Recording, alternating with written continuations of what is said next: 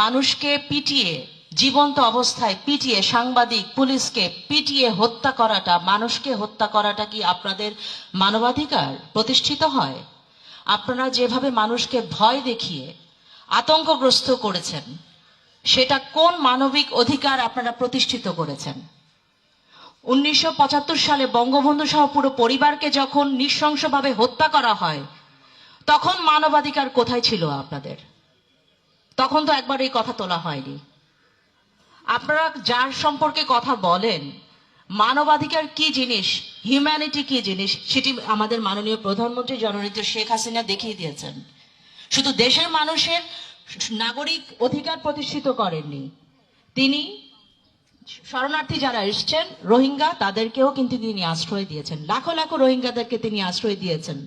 Mother of humanity তাকে এমনি এমনি বলা হয়নি।